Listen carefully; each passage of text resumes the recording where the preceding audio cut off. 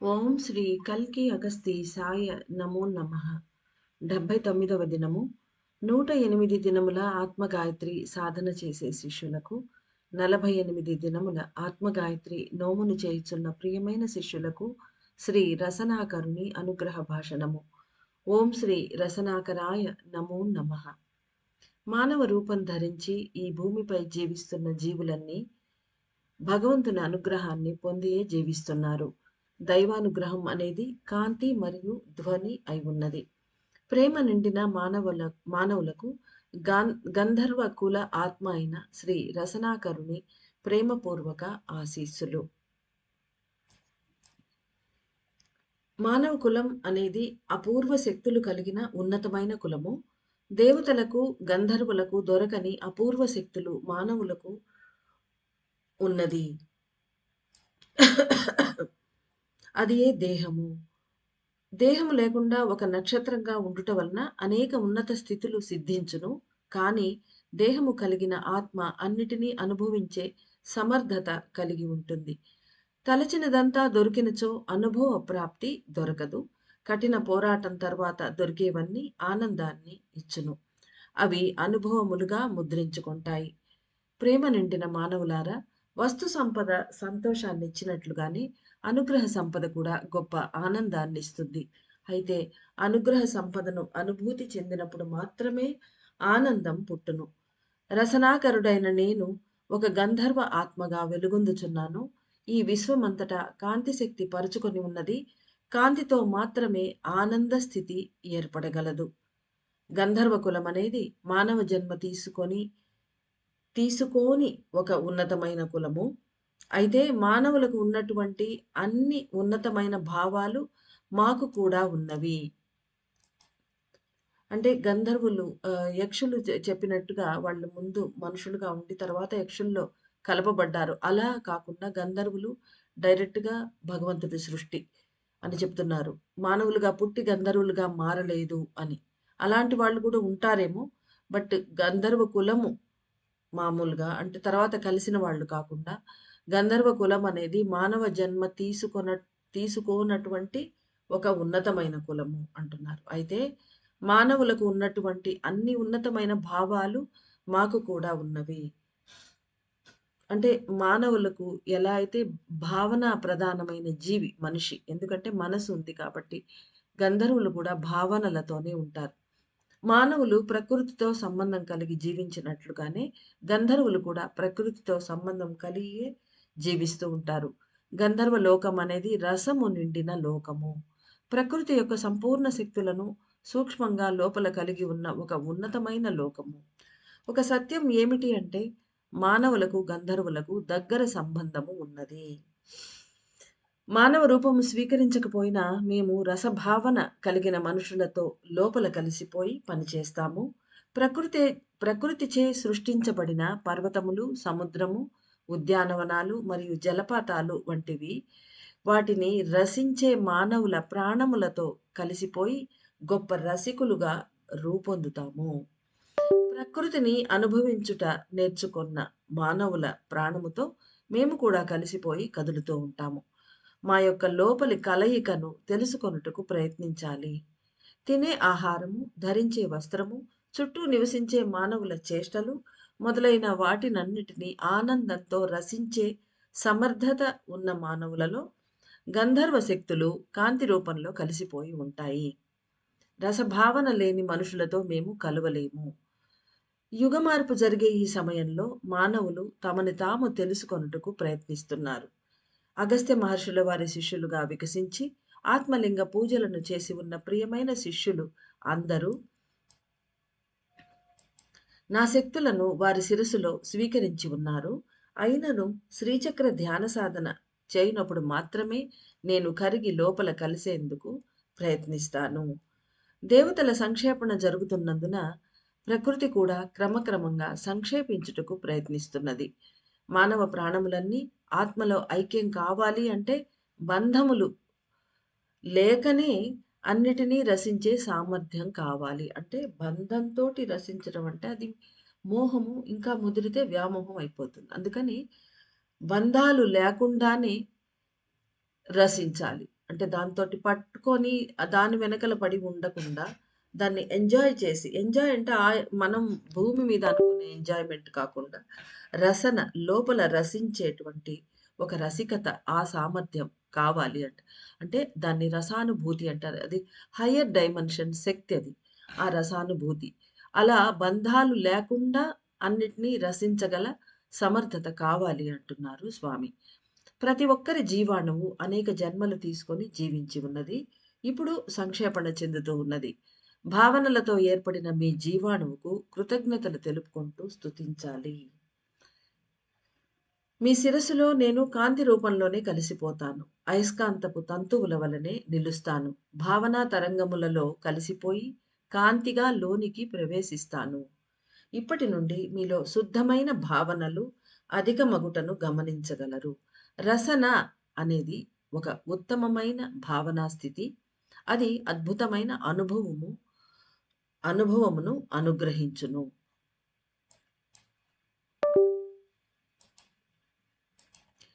రసనతో జీవించే సత్యాన్ని నేను వివరిస్తాను. ఇప్పటి నుండి మీ లోపల భావనలు అధికమగుటను గమనించవచ్చును. అన్నిటినీ వదిలివేయుట అనేదే బంధములు లేని స్థితికి ఆధారభూతమైన పని అయి ఉన్నది.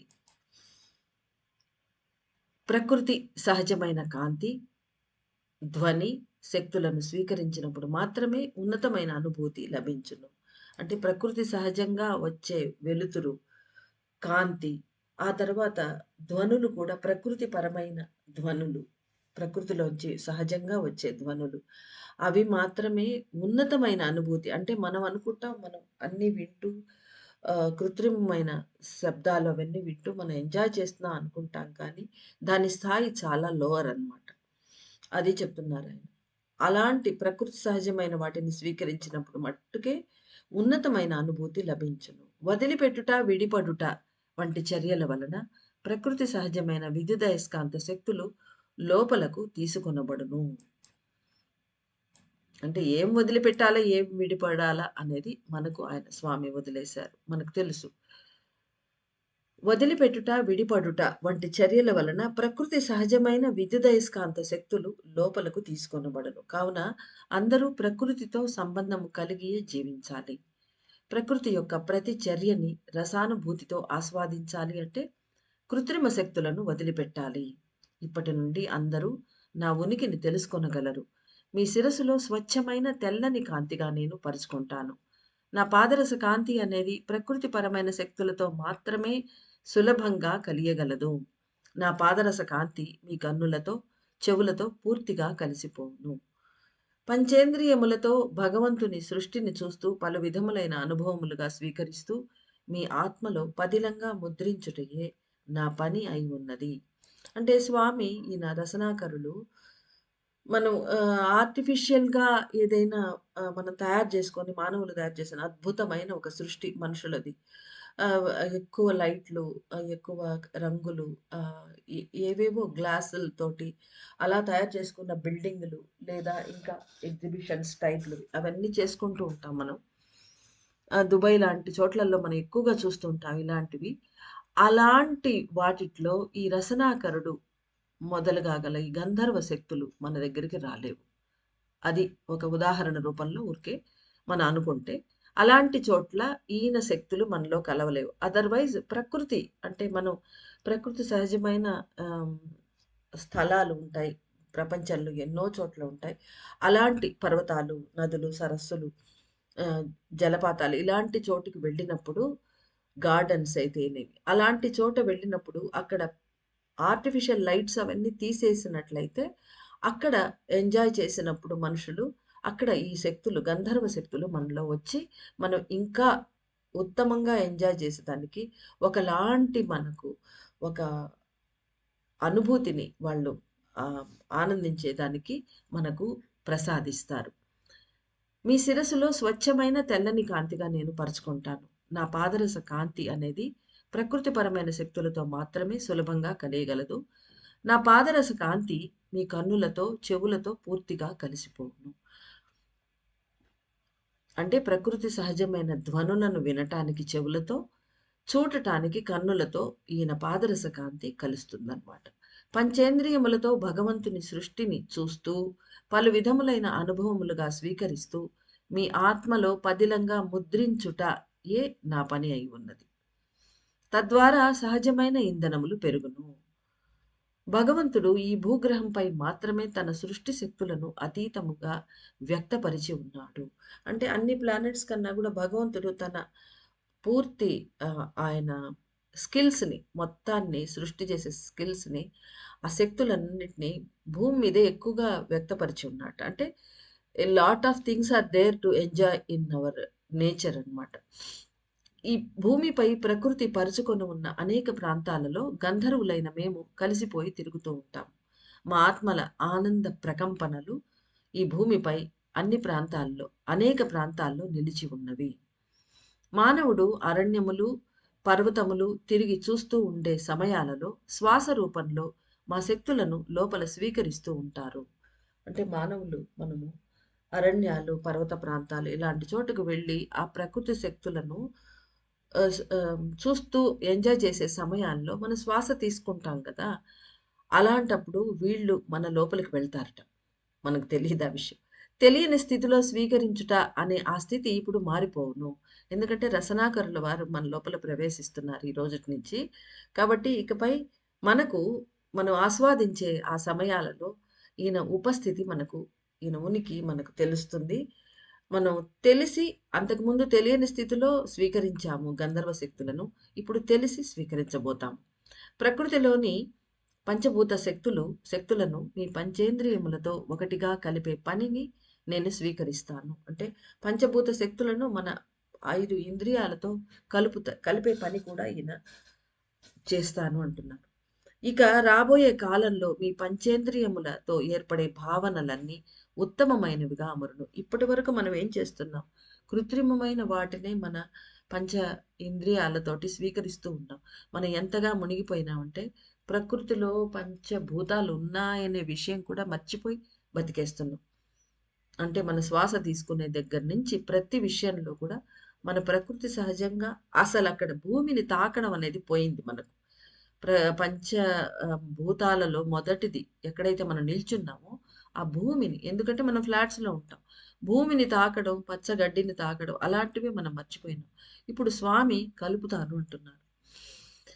గాఢమైన శాంతి, మహదానందం లభించును. సత్యము బోధపడును. శరణాగత స్థితి కూడా పెరుగును. అనుభూతి చెందుట ఒక్కటే ఉత్తమమైన చర్యగా అమరును.